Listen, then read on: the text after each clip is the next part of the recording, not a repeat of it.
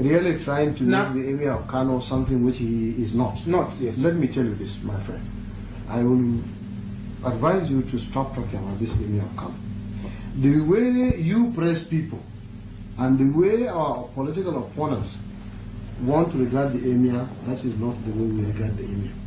As far as we are concerned, we the elected government of Kano State, as far as we are concerned, as far as I, the governor of Kano State, is concerned, the Emir of Kano is nothing but a public officer.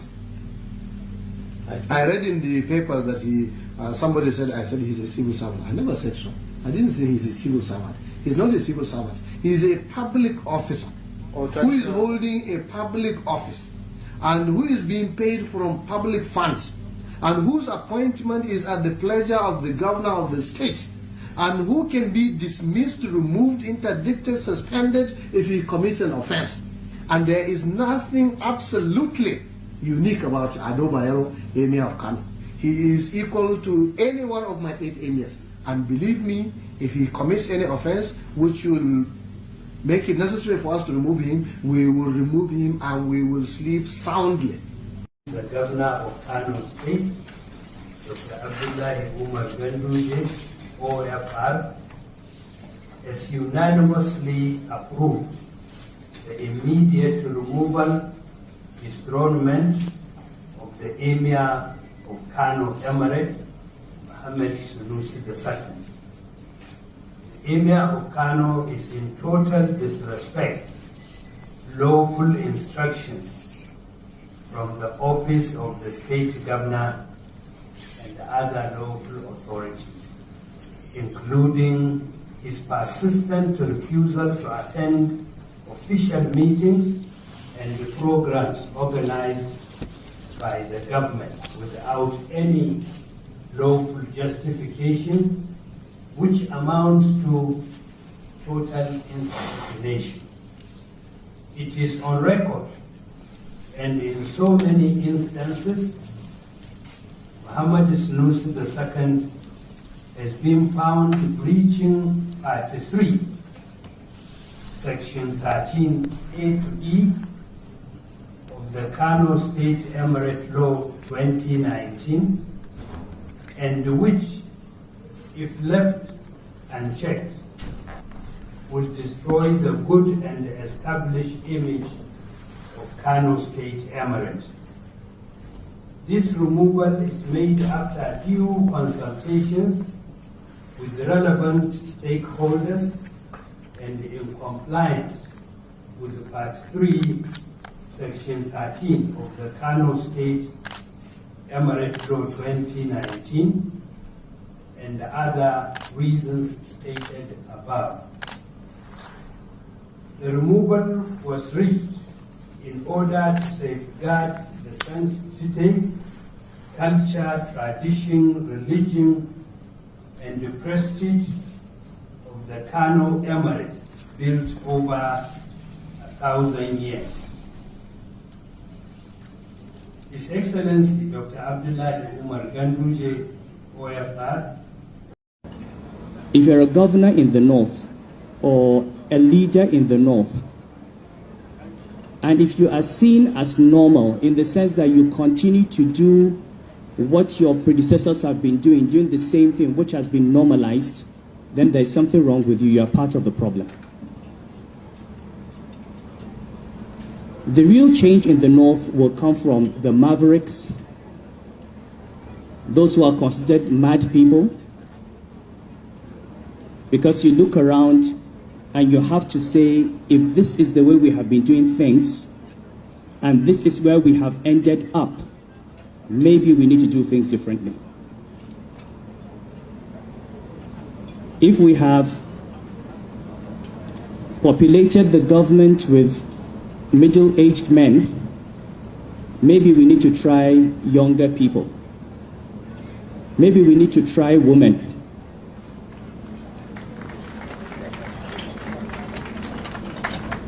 If we have spent our time and our money on physical infrastructure, maybe we need to invest more in the education of our children. Maybe we need to invest more in nutrition. Maybe we need to invest more in primary health care. And the truth is, if you look at what Nasser is doing in Kaduna with 40% of his budget in education, that is the only thing that is going to save the North. And I know that when we say these things, they don't go down well. We've been saying this for 20, 30 years. If the North does not change, the North will destroy itself. The country is moving on. Quota system that everybody talks about must have a sunset clause. The reason people like Nasser stand up and they're nationalists is that you don't have any sense of inadequacy. You don't need to ride on being from Kaduna State or being from the North or being a Muslim to get a job. You go with your credentials, you go with your competence, you can compete with any Nigerian from anywhere.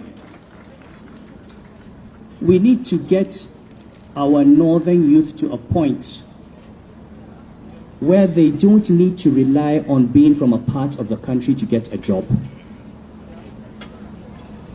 And believe me, if we don't listen, there will be a day when there will be a constitutional amendment that addresses this issue of quota system and federal character.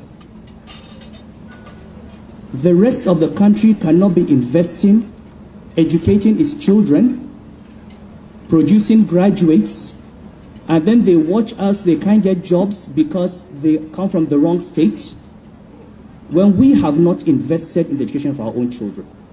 So it's a very short video of the Northerners, trying to celebrate the victory of Ado Bayero. I always pronounce his name wrongly. So this is it. Let me just play the video for you, okay?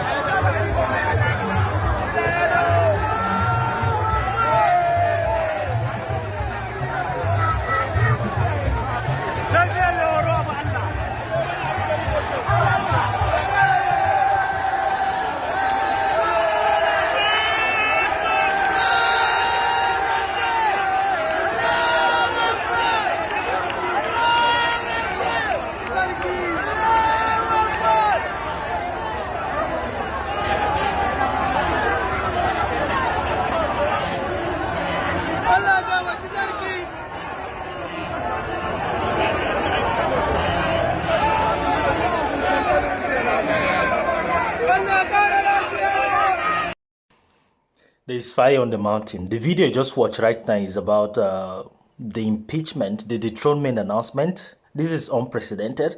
Apparently, Shehu Shagari did the same thing to his father. So what we are seeing right now is some kind of a political quagmire. I don't know how to feel about this because Sanusi has been a very vocal man. If you know him, if you have been following him carefully, he was very vocal during the regime of Goodluck Jonathan. And when money disappeared, 10 billion US dollars disappeared without any explanation, he voiced out his concern and he was immediately sacked by Jonathan. Okay, so I thought he was only vocal because of Jonathan, but apparently he is still vocal even during Buhari. You can see how he has been speaking against Buhari. He's speaking against all the way the government is misbehaving and even the poverty in the northern region. He spoke against Al-Majiri, and that prompted a lot of governors to set out a reform plan against this kind of outdated system. So it's sad that Emir Sanusi is going through all these things. And a lot of speculation were coming up, and people were saying, oh, this is actually a plan, this is a chess move to present him for 2023 presidential election. But many people don't know this is not how the dethronement works. He's going to remain confined in an isolated environment. He will never get to see any person. If you don't know the magnitude of what is going on right now, the person in charge of the emirship position, he is the son of Bado Bayero himself, the former emir that was dead before Sanusi took over. So it is his son that is currently in power. So to me, everything is solidified. I do not see Sanusi going back. I do not see how he's going to. This thing started a long time ago, even before now. If you recall, this thing started ago.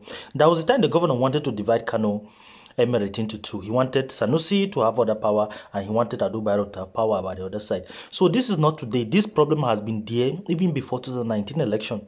So if you're following carefully, this is something that has been cooking for a very long time, and he just realized right now they succeeded in dethroning him. So what am I going to say? I think this is the end for Emir Sanusi. He's not going to present himself for 2023 presidential election. Certainly, I think he's going to be confined. They will not even allow him to move. That's how it works. That's how the dethronement works. So, and the certain is that the Northerners are actually celebrating this because Ade Bayero is the direct descendant of the Ado Bayero himself, the king himself, the former king. So most of them are celebrating his comeback. Most of them are celebrating him on the throne.